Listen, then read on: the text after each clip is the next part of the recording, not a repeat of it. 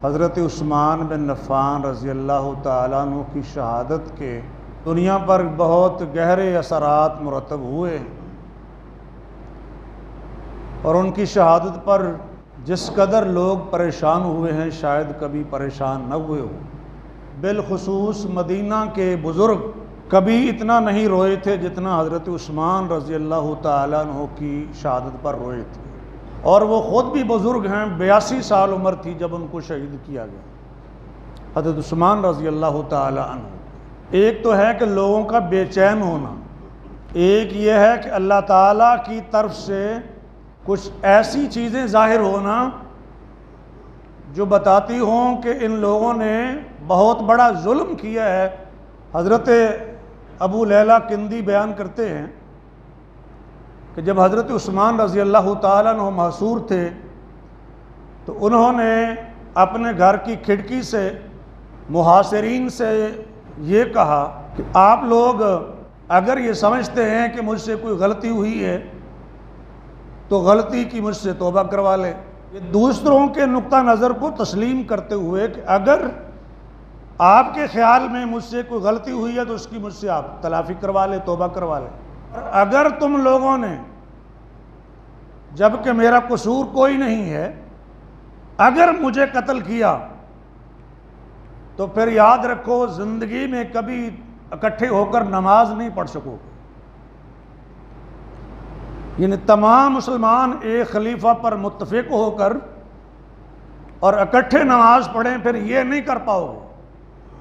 دوسری بات یہ فرمائی کہ تم مل کر پھر دشمن کے خلاف جہاد بھی نہیں کر سکو گے، تمہارے درمیان اختلافات پیدا ہو جائیں گے، انتشار پھیل جائے گا۔ اور انہوں نے اپنی انگلیوں کا اشارہ کرتے ہوئے فرمایا کہ تم یوں ہو جاؤ گے، اس طریقے سے تم ہو جاؤ گے، یعنی آپس میں گتھم گتھا ہو جاؤ گے۔ یہ خلیفہ کے قتل کی بات ہو رہی، کسی ایک شخص کی بات نہیں۔ خلیفۃ المسلمین کو ظالمانہ شہید کرنے کا یہ منصوبہ تھا۔ ایک روایت میں یہ بھی ہے کہ حضرت عبداللہ بن عمر رضی اللہ تعالیٰ عنہ نے فرمایا تھا کہ تم اکٹھے ہو کر پھر حج بھی نہیں کر سکو گے اور نہ سب مل کے مال غنیمت تقسیم کر سکو گے۔ یہ دوسری روایت میں ہے۔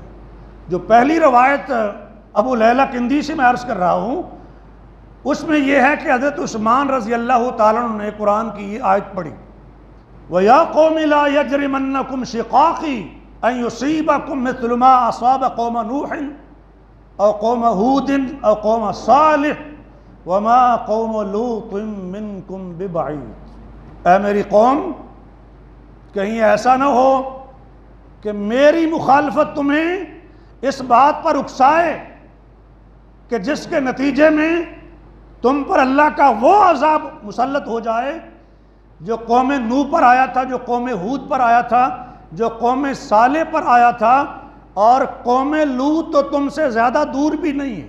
تو گویا کہ جہاں پر ظلم ہوتا ہے وہاں اللہ کی طرف سے عذاب آتا ہے۔ یہ اشارہ تھا اس آیت کے پڑھنے میں۔ یہ جو روایت میں نے پیش کی ہے یہ طبقات ابن سعد کی صحیح روایت ہے، مصنف ابن ابی شیبہ کے اندر بھی موجود ہے۔ یہاں آپ ایک دو اشاروں پر اگر غور کریں کہ تمہارے درمیان اختلافات ہو جائیں گے، آپس میں گتھم گتھا ہو جاؤ گے، ہوئے کہ نہ ہوئے، پھر ہوتے رہے۔ حضرت عبداللہ بن سلام رضی اللہ تعالی عنہ، آپ جانتے ہیں کہ یہودیوں کے بہت بڑے عالم تھے۔ جب نبی علیہ السلام نے یثرب میں ہجرت فرمائی تو سب سے پہلے نبی علیہ السلام کی خدمت میں پیش ہوئے، کچھ سوالات کیے، اور ان سوالات سے یہ جان گئے کہ واقعتاً یہ اللہ کا سچا پیغمبر ہے، اور وہیں پر مسلمان ہو گئے۔ کردار بھی کمال کا تھا ان کا۔ انہوں نے جو باتیں بیان کی ہیں وہ بھی یا تو پہلی کتابوں سے بیان ہو سکتی ہیں، یعنی وحی کے ذریعے سے بیان ہو سکتی ہیں، یا ان کا فرمان بھی مرفوع حدیث کے حکم میں ہے، یعنی نبی پاک کے ارشاد اور فرمان کے حکم میں ہے، چونکہ وہ ایسی بات کر رہے ہیں جو اجتہاد سے اور فہم اور استنباط سے نہیں ہو سکتی، یعنی غور و فکر کر کے وہ بات معلوم نہیں ہو سکتی جو عبداللہ بن سلام بیان کرتے ہیں۔ تو اندازہ یہی ہے کہ وہ بات بھی وحی کی ہوگی۔ وہ بات کیا ہے؟ انہوں نے محاصرہ کرنے والوں سے مخاطب ہو کے فرمایا تھا، لوگوں حضرت عثمان کو قتل نہ کرنا، کہ کبھی ایسا نہیں ہوا کہ کسی قوم نے اپنے نبی کو قتل کیا ہو اور پھر اس قوم کے اندر اصلاح ہو گئی ہو یا ان کے احوال درست ہو گئے ہوں، ان کے حالات ٹھیک ہو گئے ہوں۔ کبھی ایسا نہیں ہوا جب تک کہ 70,000 لوگ قتل نہ کر دیے جائیں۔ اگر کسی امت نے، کسی قوم نے اپنے نبی کو قتل کیا ہے تو تب تک اس قوم میں، اس ملت میں اصلاح نہیں ہو سکی، ان کے حالات نہیں درست ہو سکے جب تک کہ ان کے اندر 70,000 لوگ قتل نہیں ہوئے۔ اور جب بھی کسی قوم نے اپنے خلیفہ کو قتل کیا ہے، یعنی ظلم و زیادتی کے ساتھ، تو اس قوم کی بھی اللہ نے کبھی اصلاح نہیں کی ہے، ان کے حالات کبھی نہیں سنوارے ہیں جب تک کہ 40,000 لوگ ان میں قتل نہ ہوئے ہوں۔ کتنے؟ 40,000۔ جنگ جمل و صفین میں مسلمانوں کی باہمی لڑائیوں میں 70,000 لوگ قتل ہوئے۔ گویا کہ یہ خلیفہ کسی عام امت کا خلیفہ نہیں کہ جس کے قتل کیے جانے پر 40,000 لوگ ان کے قتل ہوں گے تو پھر کہیں کوئی ان کے اتفاق کی شکل نکلے گی، ان کی اصلاح کی پھر کوئی صورت بنے گی۔ یہاں 70,000 لوگ قتل ہوئے ہیں اور پھر ہی جا کر ان کا ایک حکمران کے اوپر اتفاق ہوا۔ وہ فتوحات جو حضرت عثمان کی شہادت کے ساتھ رکی ہوئی تھی پھر وہ دوبارہ شروع ہوئی۔ تو امر واقعہ بھی یہی کہہ رہا ہے اور عبداللہ بن سلام رضی اللہ تعالیٰ عنہ بھی یہی فرما رہے ہیں کہ اتنے لوگ ان کے مارے جائیں گے، یعنی یہ کم از کم ہے، اتنے لوگ مارے جائیں گے تو پھر ان کے ہاں کوئی اصلاح کی صورت بنے گی۔ کہ جب حضرت عثمان رضی اللہ تعالیٰ عنہ کو شہید کر دیا گیا تو بعد میں حضرت علی ابن ابی طالب رضی اللہ تعالیٰ عنہ نے جانے کا ارادہ کر لیا، مدینہ کو چھوڑنے کا ارادہ کر لیا۔ عبداللہ بن سلام کو پتہ چلا کہ حضرت علی مدینہ کو چھوڑ رہے رضی اللہ تعالیٰ عنہ، تو جس راستے سے حضرت علی نے گزرنا تھا، حضرت عبداللہ بن سلام یہ بزرگ، عالم بزرگ، وہاں ان کے راستے میں آ کے بیٹھ جاتے۔ جب علی وہاں پر پہنچے رضی اللہ تعالیٰ عنہ تو حضرت عبداللہ بن سلام فرماتے ہیں، علی نبی کے منبر کی طرف واپس پلٹ جاؤ، یعنی مدینہ نہ چھوڑو۔ اگر تم اس وقت، یعنی اب جو حالات ہیں، اگر ان حالات میں آپ نے نبی کے شہر اور منبر کو چھوڑا تو یاد رکھو کبھی دوبارہ نبی کے منبر کی طرف نہیں آ سکو گے۔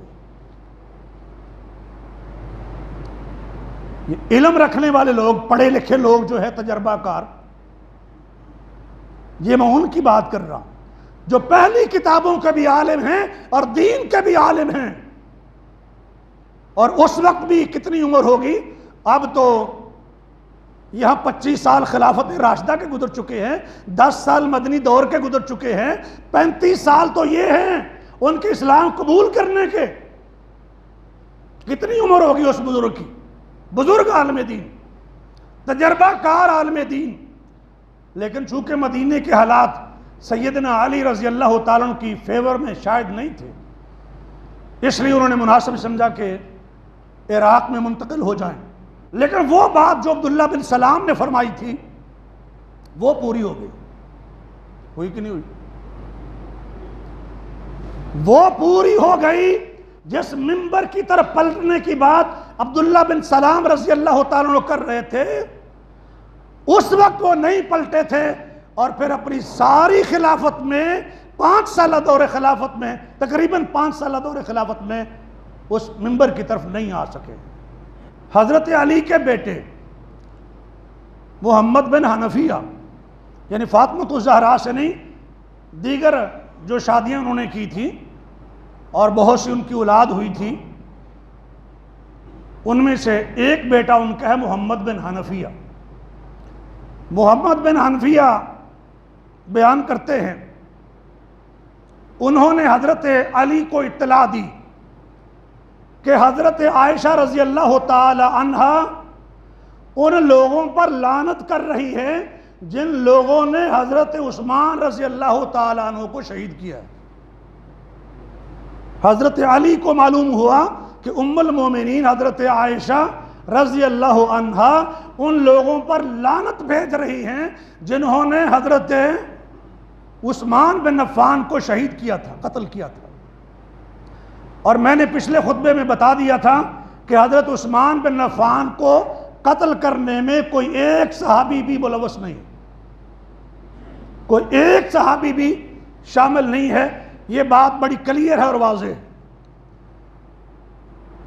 تو وہ لوگ جو حضرت عثمان بن عفان رضی اللہ تعالیٰ عنہ کے قاتل تھے، جس طرح حضرت عائشہ رضی اللہ تعالیٰ عنہ کے نزدیک لعنتی تھے، اسی طرح حضرت علی رضی اللہ تعالیٰ عنہ کے نزدیک بھی لعنتی تھے، چونکہ حضرت علی نے یہ سن کر فرمایا کہ میں بھی ان لوگوں پر لعنت کرتا ہوں جنہوں نے حضرت عثمان کو قتل کیا ہے۔ تو حضرت علی رضی اللہ تعالیٰ عنہ کے عقیدے کے مطابق بھی وہ لوگ لعنتی ہیں جنہوں نے حضرت عثمان رضی اللہ تعالیٰ عنہ کو شہید کیا تھا، قتل کیا تھا۔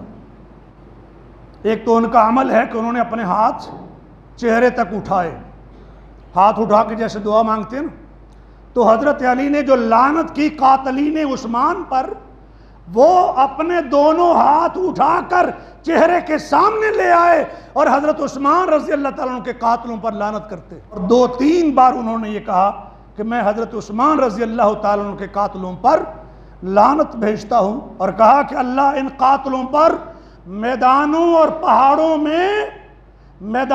پہاڑوں میں اپنی لعنتیں نازل کرے، ہر جگہ ان پر اللہ اپنی لعنتیں نازل فرمائے، جہاں کہیں بھی یہ لوگ چلے جائیں ان پر اللہ کی لعنتیں ہوں، اور پھر ان لوگوں پر اللہ کی طرف سے پھٹکار پڑتی رہی۔ تاریخ نے، معتبر تاریخی روایات نے بتایا کہ کیسے کیسے یہ لوگ لعنت اور پھٹکار کا شکار ہوئے۔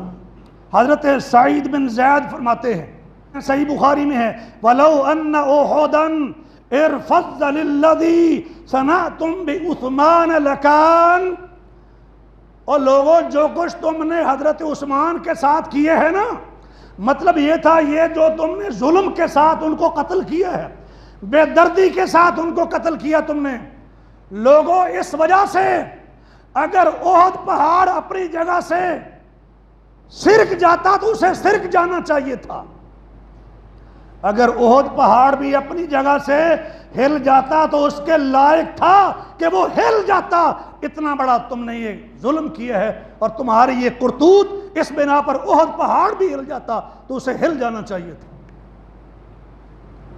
یہ معمولی بات نہیں ہے جس سے امت اس وقت بے خبر ہے، اور کئی ایسے بدبخت ہیں جن کا وزن اس وقت بھی قاتلوں کے پلڑے میں ہے، کوئی انتہا ہے بدبختی کی۔ حضرت حذیفہ بیان کرتے ہیں کہ لوگ قتل کے لیے نکلے تو حضرت جندب نے حضرت حذیفہ سے پوچھا کہ اگر حضرت عثمان قتل کر دیے جائیں، یعنی حالات ایسے بن رہے تھے، اگر حضرت عثمان قتل کیے جائیں تو وہ کہاں ہوں گے؟ حضرت حذیفہ رضی اللہ تعالیٰ عنہ فرماتے ہیں کہ اگر حضرت عثمان کو قتل کر دیا جائے تو وہ جنت میں ہوں گے، اگر لوگ ان کو قتل کر دیں تو قاتل کہاں ہوں گے؟ فرمایا واللہ وہ جہنم میں ہوں گے۔ نبی علیہ السلام کے ایک صحابی کا عقیدہ، ایک صحابی پوچھ رہا دوسرے صحابی سے، اور دوسرا صحابی نبی کے ایک صحابی کو بتا رہا ہے کہ ان کا انجام کیا ہوگا اور ان کا انجام کیا ہوگا۔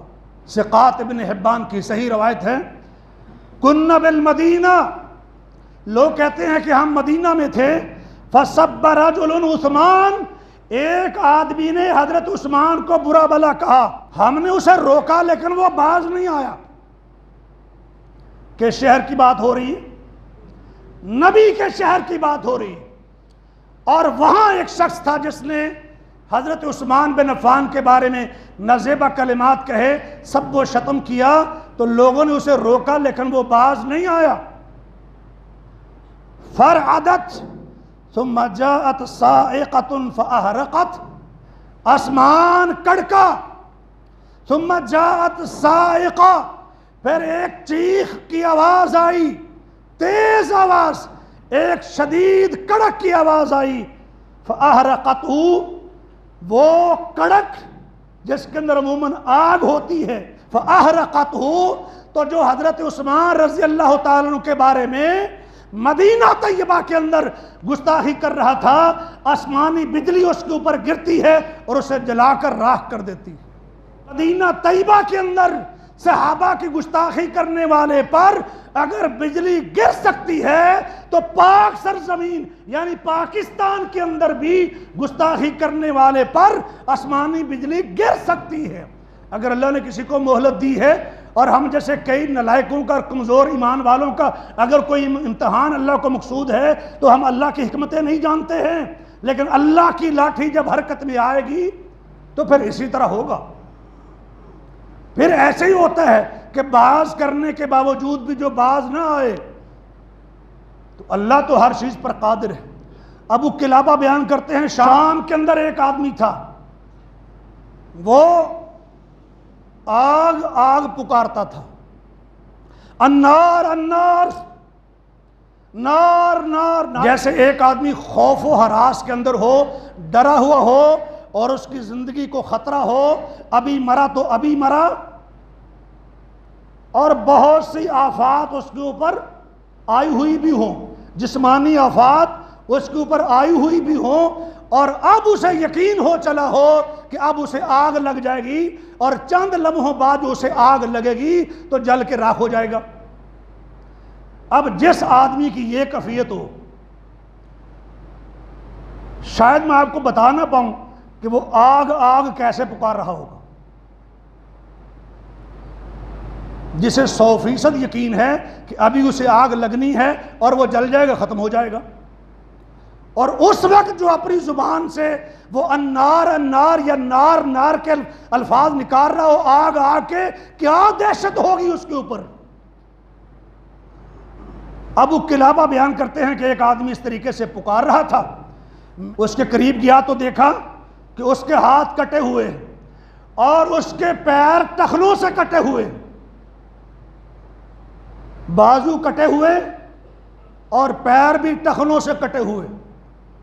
اس بندے کی یہ کیفیت، آپ سمجھتے ہیں گرا ہوگا نا، اور اسی روایت میں یہ بات ذکر بھی ہے کہ وہ کیسے گرا ہوا تھا، وہ منہ کے بل گرا ہوا تھا، بازو کٹے ہوئے، پیر ٹخنوں، ٹانگیں ٹخنوں سے کٹی ہوئی، پیر ٹخنوں سے کٹے ہوئے، اور اس سے پوچھا بھی کیا مسئلہ ہے تمہارا؟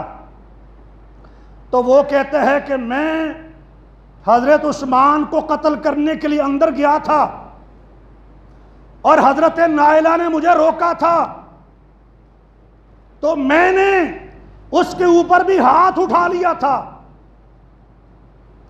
اور عثمان نے مجھے کہا تھا کہ اللہ تیرے ہاتھ پاؤں کاٹ دیں،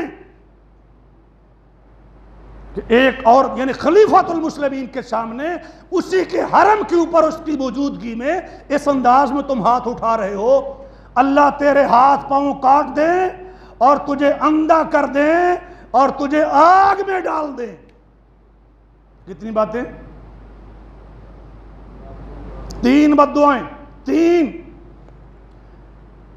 اللہ تیرے ہاتھ پاؤں کاٹ ڈالیں، کٹ گئے،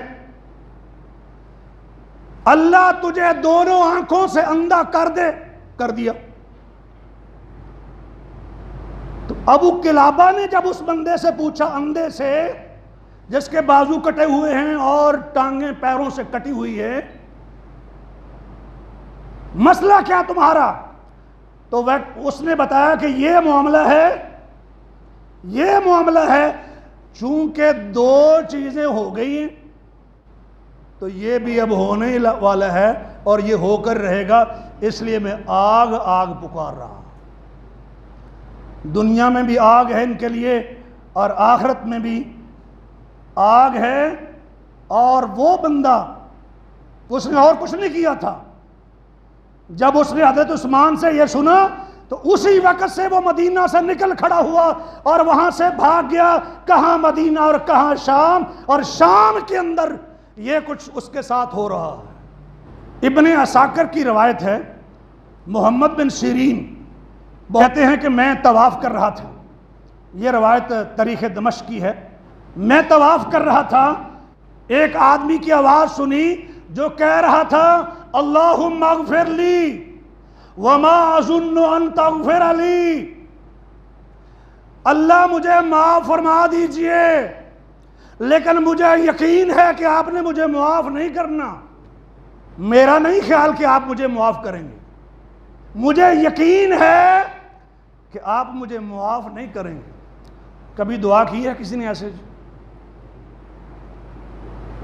بڑے سے بڑا ظالم ہو, کتنا ہی گیا گزرا کیوں نہ ہو, جب اللہ سے معافی مانگ رہا ہے تو یہ تو نہ کرے کہ مجھے یقین ہے کہ آپ نے معاف نہیں کرنا. محمد بن سیرین نے پوچھا بھئی ایسی دعا تم کس لیے کر رہے ہو؟ یعنی ایسی دعا نہ پڑھی کبھی نہ سنی, ایسی دعا کون مانگتا ہے؟ اس نے کہا عثمان کو تمانچہ ماروں گا, میری یہ پلاننگ تھی. اور جب لوگ ان کے گھر میں جنازہ پڑھنے کے لیے آ رہے تھے تو میں نے موقع پا کر ان کو تمانچہ مارا تھا. تاریخ دمشق کی صحیح روایت. میرا ہاتھ شل ہو گیا تھا اور کہا کہ دیکھ سکتے ہو میرا یہ ہاتھ لکڑی کی طرح کا ہے, جیسے لکڑی ہوتی ہے, بے جان ہو گیا. تو میں عرض یہ کر رہا ہوں کہ اللہ سبحانہ و تعالیٰ کی طرف سے یہ سب کچھ تھا کہ جن لوگوں نے حضرت عثمان رضی اللہ تعالیٰ عنہ کو شہید کرنے میں اپنا کردار ادا کیا یا ملوث ہوئے ہیں, کس کس طریقے سے اللہ نے ان کو باعث عبرت بنایا ہے. اور اکثر و بیشتر پاگل ہو کے مرے ہیں, کچھ مفلوج ہو کر معذور ہو کر مرے ہیں, اور جو باقی بچ گئے تھے سیدنا امیر معاویہ رضی اللہ تعالیٰ عنہ نے اپنے دور خلافت میں ان کو چن چن کے مارا ہے. اور پہلے بھی تو یہ دیوانے پروانے عثمان کے اسی سٹانس پہ تھے نا, اسی موقف پہ کھڑے تھے کہ پہلے ان ظالموں کو سزا دی جائے اور پھر اگلی بات ہوگی. وہ صرف حکومت کے لیے ایسا نہیں کر رہے تھے, انہوں نے عملی طور پر کیا ہے. میں جملہ دہرا دوں یاد ہو جائے آپ کو بھی. حضرت عثمان بن عفان کے قصاص کی آڑ میں انہوں نے حکومت حاصل نہیں کی, وہ کھڑے تھے اپنے موقف میں, وہ مخلص تھے اپنے موقف میں. اور جب ان کو حکومت ملی, اختیار ملا, جب بھی ظالم ان کے ہتھے چڑھے تو انہوں نے ان کو چھوڑا تو نہیں چھوڑا. اس کا مطلب ہے کہ اپنے کاز میں, اپنے مقصد اور نظریے میں وہ لوگ بالکل کریئر تھے کہ جن لوگوں نے خلیفۃ المسلمین کو ناحق قتل کیا ہے ان کو ہم نہیں چھوڑیں گے, اور انہوں نے پھر ان کو نہیں چھوڑا.